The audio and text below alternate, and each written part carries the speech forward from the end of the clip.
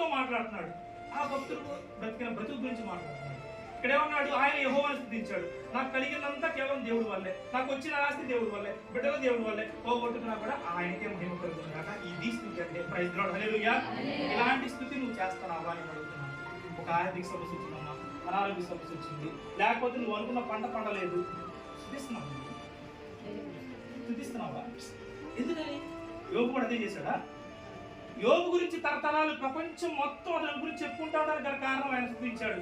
ఈ రోజు దావీదు భక్తుడు నీకు నాకు చెప్పింది ఏం చెప్తున్నాడు?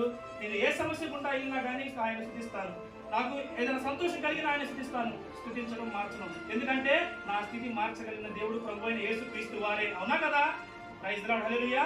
ఫస్ట్ మనం నేర్చుకోవాల్సింది, ఈ రోజు నుంచి నువ్వు చేసే ప్రతి ఒక్క ప్రాంతంలో ఆయన స్తుతి కావాలి. ఇప్పుడు మనం ఆరాధన చేసినప్పుడు ఏం చేసాము? స్తుతించాం. ఆయన పరిశుద్ధాత్మ కుమ్మరింప చేసుకున్నావు. ఇక్కడే చేస్తున్నావు, నువ్వు ఇక్కడే వెలుగుతున్నావు, ఇంటికాడ ఎలగట్లా. అవునా కదా? ఇంటికాడ అన్ని ఎలగట్లా. నువ్వు వాస్తవంగా మాట్లాడుతున్నాను. నేను చాలా మంది చూశాను. అంటే ఇక్కడికి వచ్చినప్పుడే దేవుడు నీ పక్కనే ఉన్నాడు, వాక్యరూపంలో వచ్చాడు, నీతో స్నేహం చేయాలనుకుంటున్నాడు. చేస్తావా? అడుగుతున్నా. చేసినప్పుడే నీ జీవితం మారుతుంది. అవునా? చేసినప్పుడే నీ హృదయం మార్చుకున్నప్పుడే నీ జీవితం మారుతుంది. ఫస్ట్ మనం చేసిన పని ఏంటంటే